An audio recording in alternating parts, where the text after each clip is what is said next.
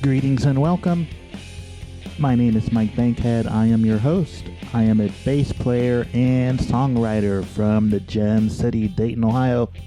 We go to Richmond, Virginia for this episode, and I'm talking to Dirty Doc, who plays as Dirty Metal Lefty. A very talented musician, and I think you're going to like her very much. I've actually spent some time accompanying Doc in various hotel lobbies at music conferences, singing along as she plays guitar. So we have some history hanging out and talking about music, and we get to do more of that in this conversation. Dirty Doc. Yes, let me put my phone on like mute. I had a feeling I've been getting all these like asinine calls, this unknown numbers and spam calls, 4 to 6 times a day, just about. Nobody you actually want to talk to though, right? No, of course not. Of course, they never leave messages anyway. They always have like the same prefix in the numbers, but then the last 4 numbers always change. And they call in these intervals, and so I was like, I know they're either spoofing a number or just, I don't know, but they don't leave messages, so obviously it's not important. Obviously. Say, so I know you, but the listeners don't, so this is your chance to introduce yourself. Oh, what's going on, everybody? I'm your friendly neighborhood doc. Friendly most of the time, I guess. You know me out in these streets as Dirty Metal Lefty, because that's what I do. Musician out of VA. That's long with the short. I make noise. People seem to dig it. That is a fantastic elevator pitch. I noticed that's on all your sites. You make noise. People seem to dig it. Yeah. So logically, I have to ask you, how long have you been making noise? I guess I came out the womb. Well, technically, I was pulled out of the womb, so that was pretty loud, I'm sure. How long till you had something to accompany yourself other than your voice? Well, I got all these toy instruments and I was a squirt, so that was the start. And then, just sort of grew from there. As always, like, destined to be a musician. There are worse things to be destined to be. I mean, I guess. I'm not mad about it, though. Like, I'm all right with it. So think back as long as you can to your toddlerhood. What's the first song you can remember hearing in your life? Oh gosh. It might. I can't say in like my entire life, but there was definitely a lot of Sammy Davis Jr. For sure. Nice. Do you still count him as one of your musical influences? I'm not gonna say a musical influence per se, but he's definitely. I got like this playlist of songs that, not necessarily if I'm feeling down per se, not really that, but these songs are like instant mood boosters, no matter what's going on, even when like I'm down in a hole. Alice in Chains reference there. That just, it's a mood booster, and one of them in particular. I was about to say don't judge me on it, but I don't care. I've got no shame in it. It's Candyman. Sammy Davis Jr.'s version of Candyman. Now, see, I don't know that song. I'm going to have to go listen to it now. Oh, yeah. I'm not going to sing it, but yeah, it's, yeah. That slaps. That's what the kids are saying now, right? I think so. I think slaps is one of the things they say. Also, they say banger a lot, I think. Yeah, I think I've heard banger for, but banger's been around for a minute though. We used to talk about food, like yeah, sausages are bangers, but no, banger's been around for a minute. Yeah. When did you first pick up guitar? I was a squirt. I was probably about 5. It's one of those situations where I guess in a weird way, I kind of love telling the story. My mum used to date this dude who's a carpenter, and I was destined to be a drummer. I was drumming on and beating on all the time. But then he pulled out this throwback like Hofner semi-hollow that you don't even see anymore. Everyone knows Hofner and their violin bassist, but they Yeah. make it, you know, he pulled out this Hofner and started playing it, man. And it was just like, oh my God, like, you know, stop me in my tracks and just sit and watch. And of course, every time he come by, hey, did you bring a guitar? Did you bring a guitar? You know. And then I don't even remember when they broke up. I have no idea. I don't remember the circumstances. I don't remember anything other than he left me that guitar, and I've had it ever since. That's a cool story. The caveat, though, the cutaway is a double cutaway, so it's even. At the time, mind you, I have no idea, no concept of tuning a guitar. I just know guitars have strings. Dude, man, play the guitar. He may sound awesome, you know. And I didn't know it was right-handed because it's double cutaway. I held it the way it felt natural, so there was no inclination of I'm playing it upside down. I didn't know until I was older. Yeah. Did that affect the way you learned the instrument? Of course, because there was nobody there to teach me how to do it. So I just, I fiddle around with it and, eventually it started making sense. You work with something long enough, it started making sense. Do you still string your guitars with the low string on the bottom then? No, I just No. have right-handed guitars that I play upside down, but I've got Like left-handed Jimmy. guitar. Well, I'm not gonna say like Jimmy. That wasn't an intent because before I really understood Jimmy, before I even realized he was left-handed, that didn't have any bearing on like my playing or anything. It was just you knew he's the greatest guitarist that ever lived. But you don't really see like pictures and things at the time. So you can imagine my surprise when I finally saw, like an album, like what he looked like, and saw like a picture of what he looked like, and I was like, oh my God, he's black. And then it was like, oh my God, he's left-handed. It's like, dude, me. Yeah. Way cooler, for sure. I don't know about that, but yeah, dude, you. No, way cooler. Yeah. Yeah. So how long after that did it take you to start writing your own music? I think it's always been peppered in between. You always dabble with songwriting, starting off with like making parodies of like the songs that you hear, or because you don't really have a basis of what you want to do songwriting wise other than the structure that you hear on radio.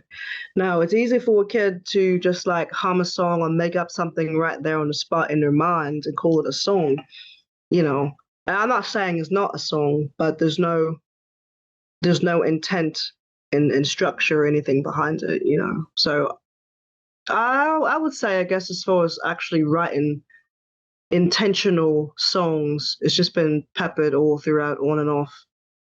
I would say, like most people, I didn't get serious about it, to like, like junior high, start to hit puberty, before teenage years and all that.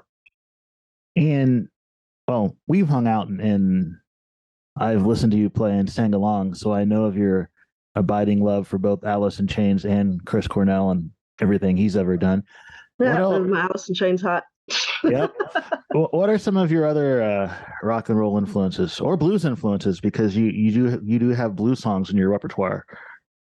Yeah, as far as blues goes, BB has always been one of those staples, but even more than, I guess, of all the three kings, as it were, for those who not following, BB King, Albert King, Freddie King, three kings. Albert King is that's probably who I gravitate the most to with that blues. And of course, when I found out after the fact, oh snap, he's left-handed too. Some things you just naturally gravitate to and you don't really realize why you do it. But even though he could shred just like the rest of them, he has a way of bending strings that I don't know, man. It kind of makes your soul quiver in a very interesting way. You could say so much with just that string bend, a properly placed string bend to emote, the song and emote what you're singing, to complement what you're singing. Even the songs that there are no words, like our overall junction, there are no words in that song. But you still pick up what he's putting down, I always appreciate that. He does a lot with a little. That's useful. Yeah. Any more influences on your style? Boy. I mean, sometimes it's just like life is an influence. Like I know you're a fan of Scumbag Microwave, and so like even how that Right. came about, something that's not musical influence at all, where I saw a meme and like I related to it. It was like beep beep beep. He goes, your hot ass bowl and your cold ass food. I was like, oh my god, this is so right. Like holy. And I could not stop laughing about it. So I got together with some mates. We were out for supper, and I was telling one of them about the meme, and we just dying, man. We were just dying over it. And then in the midst of the laughter, my bud goes, "Haha, scumbag microwave," and I was like, "Oh my god, that's awesome! I'm gonna write that song." And then eventually the song came. So it had nothing to do with anything musical at all. So long or the short is, I pull inspiration from all over the place. So it's not always just music. Sometimes it's like a fleeting feeling, or it's a simple idea, or just, laughing your ass off one day when nobody was around. It's a funny song and it sneaks up on you because, the music is not campy. The music's not campy. It's like a normal rock and roll kind of song. And then you're like, oh, this person's angry at their microwave. And when I first started writing it, like once the riff came and I started writing it, I started thinking, well, is this going to be a metaphor? I'm not going to, turn this into a metaphor. But then as the lyrics started coming, it was like, nah, this is pretty literal and, straightforward. There's no extra hyperbole in it. It was just very straightforward and direct. And I should clarify for the listeners that song is on Dirty Metal Lefty's album See What Had Happened Was, which came out in 2018. Yes. You can go find that on her Bandcamp page, dirtymetallefty.bandcamp.com. I think my favorite song on it is Back Down, the one immediately after. Oh, yeah? But I like how you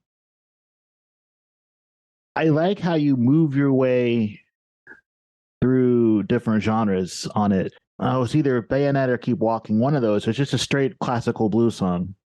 Bayonet. Bayonet. Yeah. And then with really, really good lyrics. I'm not really a blues guy, so you can probably tell when I'm going to say this, but I don't know that blues songs are usually known for their really good lyrics. They're known for like the guitarist showing off, right? But well, no. I'm gonna have to back you up on that one a minute. Please do. Because a lot of the times people get enamored by the sound of the blues guitar to where they're ignoring what's being said. Or they're hearing it, but they're not like listening. Yeah. Yeah. So there's a chick, and I feel terrible at the moment that her name is, I'm drawing a blank on it, and I almost feel ashamed of myself for it, but it happens. But anyway, we're not getting no younger. It's okay. Yeah, I mean, that's true. We're not spring chickens, but she has this song of you can have my husband, but don't touch my man. And so you would listen to like a title like that and you're thinking, okay, that's kind of backwards. But when you listen to the lyrics of that song, she's talking about how her husband dogs her the out and, she's sick of it. But with that, she has this lover on the side who, treats her the way that, she feels she should be treated. And, he's respectful and all that. Just an overall good dude. So she's in the process of like well, I love my lover, but I'm trying to get rid of my husband. But it's also like a product of the time where you don't immediately go get divorced because, most women, not most women, the majority of women in that case, they're not more in positions like they are now to financially, support themselves or, just to support themselves in general. So there's a whole lot to unpack with it, but I really feel strongly that a lot of these blues songs, there's some extra life into them in the same way that people talk about, throwback country songs, all the raw life things that are in it. It's a lot of raw life in blues as well, especially like given with blues how it originated, with Negro spirituals and things like that. They're just talking about just just life and how fucked up it can be, and that's blues is your outlet. You tell your story. Irma It's always Thomas. yes, it's always a story. See, I like stories, which is Yeah. probably why I like Bayonet. And I googled it while you were giving the story. So Oh, thank you. Irma Yes. Thomas, she is still alive, 81. Yeah, ain't that badass? That's pretty cool. Still performs every now and then, apparently. Yeah. I wonder if she It's, still plays that one. I wouldn't be surprised. It's like a hit. You're always essentially destined to play your hits. You think Alice in Chains could get away with the set and not play Man in the Box, even if they're tired of playing it? I'm not saying they are or not. I can't say for certain. They But I'm have to just be saying. tired of playing it. I'm sure, but it's just one of those things where you're gonna play Man in the Box, Yeah. which is a fact of life. Yeah. I have not seen them live. I'm going to assume you have. Oh man, I've lost You've count. lost count. Yes, Have yes. you seen them more with Lane or more with William? William. He's really good. Oh yeah, he's dope, and really, I couldn't have picked a better person to and mainly because like I knew about William before it was cool, because I'm a nerd. Uh, he had a bunch of bands back in the days, Neon Christ, but that was like a cool punk band he was in. But I got hit to Lane when was comes with his band comes with the fall, and that was oh man, he had some really great stuff. It's just a trio of them, and he just had some really incredible songs. And they used to open for Jerry when Jerry was doing Degradation Trip. The tour comes with the fall will open for them, and then they would also uh, basically like double duty, play their set, and then go be Jerry's backing band. Oh, Yeah, that's nice. Get paid twice. yeah. I mean, I Maybe. guess. But the point is, there's a lot of musicianship, a lot of dedication, a lot of excellent songwriting, and so truthfully, with that, and sometimes on that tour, Jerry would still play some Alice in Chains songs, specifically like the ones he's written. Rooster. Yeah, this is one of those things. Yeah, it's one of those things. But the long or the short, that rapport and that chemistry that they have together playing, it's beautiful. It's so fluid that truthfully, it only made sense. Did you hear I don't remember if it was last year or the year before last, but William put out a solo record. I have that solo record. I went to see him live in DC. Oh, nice. Actually, I tried to open for him, but they had a local person end up opening. So There will be other opportunities, hopefully, that you'll get a chance to play with them. oh yeah, man, that'd be like a dream come true. Did you hear the solo record that Jerry put out last year? Not last year, Of course. 2021. That one's really good too. I have it. I went to see him. Of course you have it. and I don't just mean like I mean I got like the album like the physical on vinyl. Whoa, not that. I mean Not that, but on CD. CD. I have it on CD. I haven't got the vinyl yet. Well, it'll last longer on CD. That's okay. I mean, yeah, it is what it is. But I got physical copies, man, and I even got a bomb ass hoodie, to go with it. My favorite song on that record is "Nobody Breaks You." the Jerry's songwriting has obviously not suffered at all from time No, because the songs on that record are really good. man, like, and you know, this is I say this as just pure coincidence and just, you know, sometimes the universe lines up. I don't mean it to be any special meaning or anything, but it just seems as if every time either the band releases a record or he releases a record, there is something significant in my life that happens, or you know, that happened right before the release or right before I got my hands on the release, and then the songs would just coincide with exactly how I'm feeling, and like, you know, basically putting words and melody to to feelings that I couldn't articulate otherwise. It's just a weird coincidence, kind of scary actually. I don't put in or subscribe any meaning to it. It's just interesting. And yeah, there's always some sort of transitional period in my life, you know, that the music coincides with. And that leads me to wonder what happened in 2021. But if you don't want to talk about it, you don't have to talk about it. Yeah, I'm probably not going to talk about it, No but worries. yeah. Let's go back to talking about your brilliance because that's why you're here. Oh, you gonna make me all weepy and No weeping. So you're a songwriter, and those of us who write songs, no two of us do it the exact same way. So I always like to get into people's songwriting process. So when it's time for you to sit and write, what's the first tool you reach for? oh, I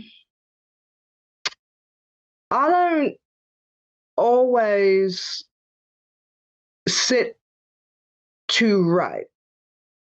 If anything, this year I'm trying to be better about that because, like I said earlier, I'll end up with like a quick spark of inspiration from something that'll either make me write an idea down to revisit, or I'll end up with a cool riff that I'll have to record so I don't lose it and then come back to it and build something from it. But as far as sitting down to intentionally write, um, I'm trying to be better at that because there are going to be times when I need to get material out, and you know, you can't always wait for inspiration. Sometimes that inspiration might come once you start actually working, which has happened before. Uh, but yeah, so I'm legit doing that. Like 2 weeks ago, I guess it's been 2 or 3 weeks now. On a Tuesday, I just felt like playing guitar. I didn't have the intent to write anything. I just was just gonna play because I needed to play. And then I ended up sitting down and spent the rest of the day writing a song and was almost late to one of my band practices because I really wanted to finish the song. And I did. And I was late. But it was still a good band practice. I'm sure everybody will live. Being late once is not too terrible.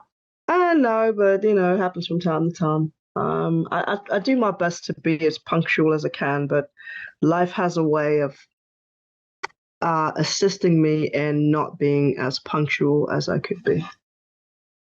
You write on a guitar, and when you go listen to Doc's records, you'll notice that this not just heard an acoustic or heard an electric. They're full band sound. So how do you handle the arranging the song that you've come up with into a full arrangement and including the musicians that collaborate with you? What's that process look like? Well, okay, so specifically for See What Happened With, and I guess really for Never on Sundays too, but I played all the instruments. I think with the exception, like back down, I had a buddy of mine, we were exchanging some work. He needed me to record something for him, and then he recorded drums for me for that song, like song unheard, you know.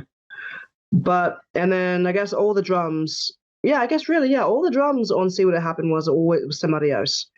The couple of exceptions are some hidden tracks where I did like some rotal drums or I'm doing like percussive type of stuff that you also hear throughout the rest of the album too. But generally, once I got a riff going and I got like a melody and I'm singing it, I'll usually hear everything else in my head, or at least an idea of how I think everything else might go. Not should go, but might go. You know, you always leave yourself open for a bit. Loop pedals help. If I got a riff, I'll loop the riff and then I'll try different stuff with it just to kind of see how things fit together. Most of the bass lines, with the exception of a couple songs that I've written on bass or, you know, started with bass, most of the bass lines I ended up writing like in studio as I was recording, which is cool because it's like, oh, that's a dope line to come up with right there on the spot. But then it's because when I'm trying to go back and tell somebody what the hell I did, I have to go remember what the hell I did. So that's Yeah. always fun. Yeah. How do you know when the song's done? You don't. You don't. I have a nasty habit of going back and revisiting stuff and tweaking things, but you have to get to a point where you just say, okay, I'm not going to do anything else to this right now. And that's scary. That's scary because as you continue growing, you know, you'll go back and re-listen to something, you're thinking, oh, damn, I should have did this with it, or I should have done that with it, you know, or you kind of cringe a little bit at what you've done. Not so much that you're not proud of what you've done at the time, but more so, you know, you don't know till you know until after you know, if that makes sense. Yeah. Yeah. So you have to give yourself some grace to say stop, because if you don't say stop at some point, you're never going to finish. You said band practices, and it sounded like you might be in more than one band. Are you? I am in more than one band. Can you yes. tell us about all of them? Oh, sure. Let me see, get the rundown. So, of course, Dirty Metal Lefty is my primary. You know, that's my heart. Not to say my heart's not in the other bands too, but I also play bass in a bunch of the other bands, so that's kind of my thing there. So there is Scott's Addiction, which is not a play on Jane's Addiction, you know, contrary to popular belief.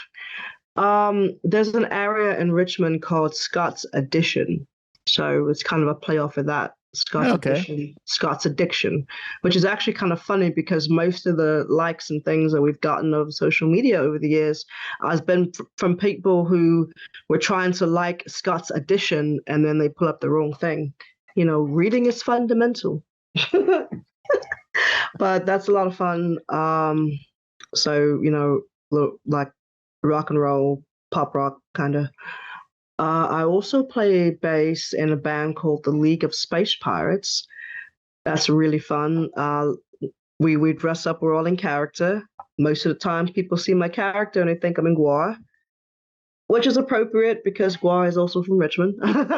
But no affiliation, no relation or anything.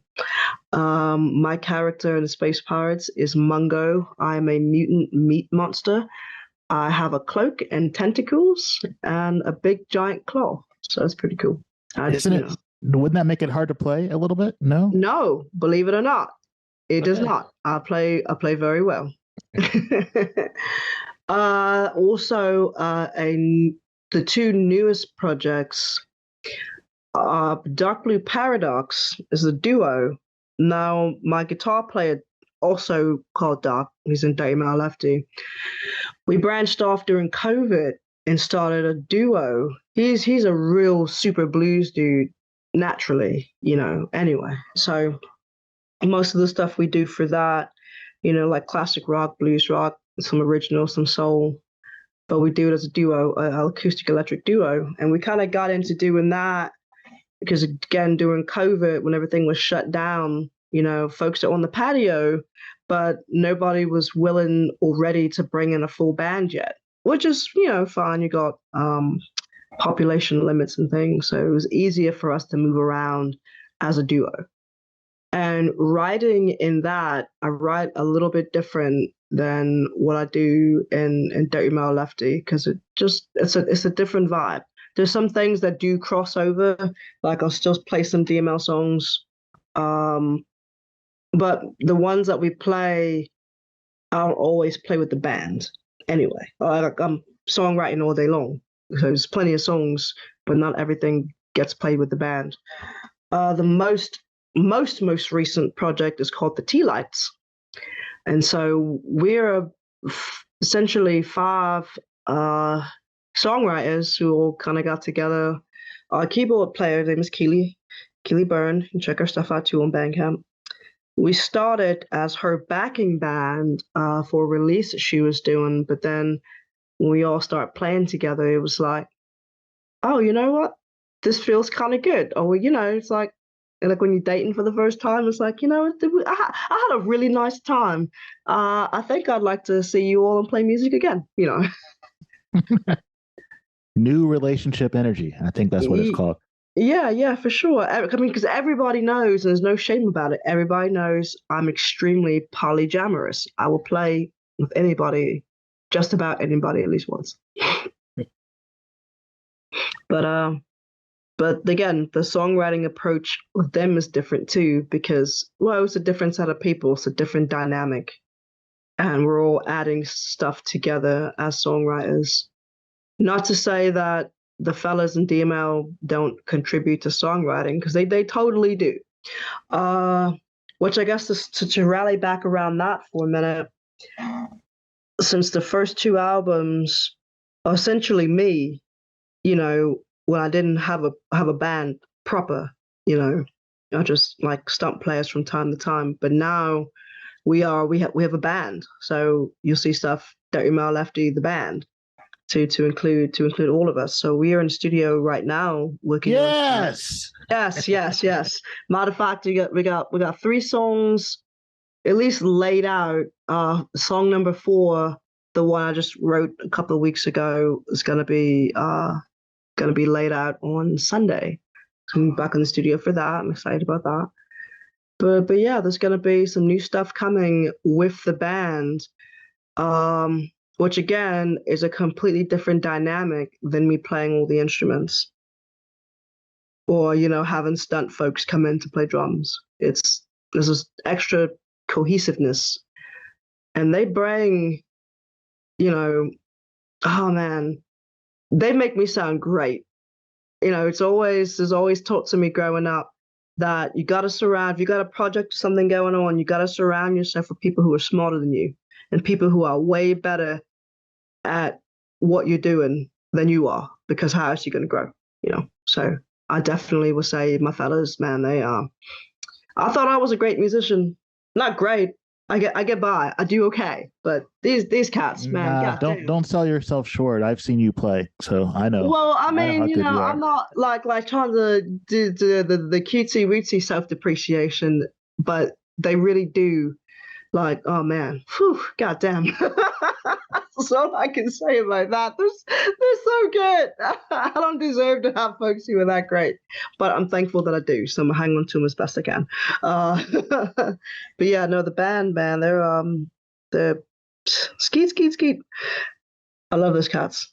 I love them dearly. So of course, just hearing one thing that definitely is going to be added that you don't really hear too much in the previous releases is, now that I have another guitar player, there'll be way more solos, man. Yeah, way more solos, because I'm not a very strong lead player naturally. I'm always working on it.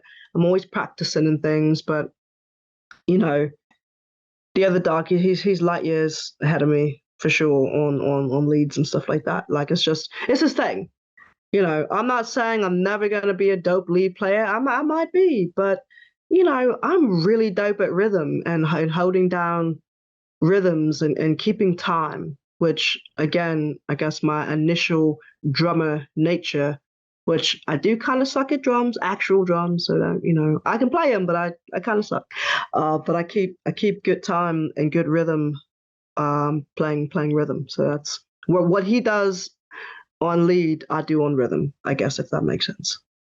So when you're ready to promote that record, I have to have you back, and we'll talk about that record. Of course. How's Whiskey Rat doing? Oh, he's great. Do you want to see him? Yeah. All right, hold on again. All right. I guess with this background, I guess if he's going to show up.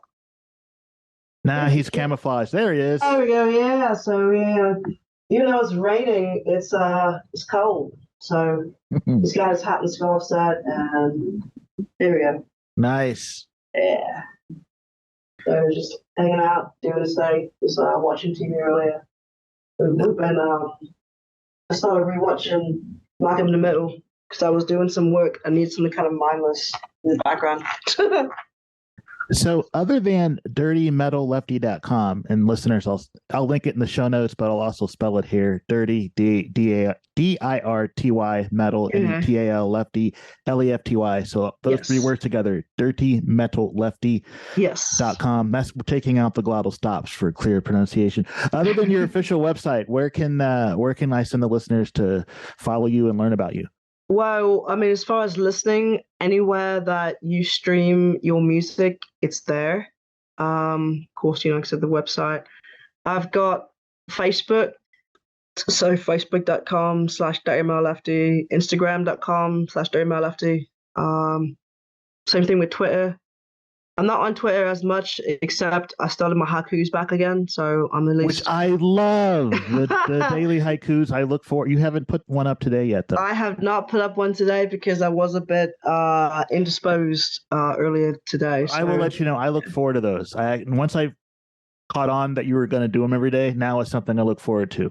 Oh, well, yeah, in that case, let me, I'll just, if you like 2 seconds here, I'll go ahead and tweet it right now. Hey, Doc, thanks for taking the time to talk to me. I'm serious. When you're ready to promote the next record, I'll have you back on. We'll talk about the next record. Thanks. Have a good rest of the day. You too, man. Cheers. Thanks again to Doc for taking the time to talk to me, and to you, dear listener, for being here. I told you on Friday this was going to be a 3-episode week. Well, this is the first one. There's one tomorrow and another one to round out your week this coming Friday. Thank you for listening. If you happen to enjoy these conversations, I encourage you to please like or subscribe wherever it is that you listen to podcasts, or leave me a review. That kind of thing is helpful.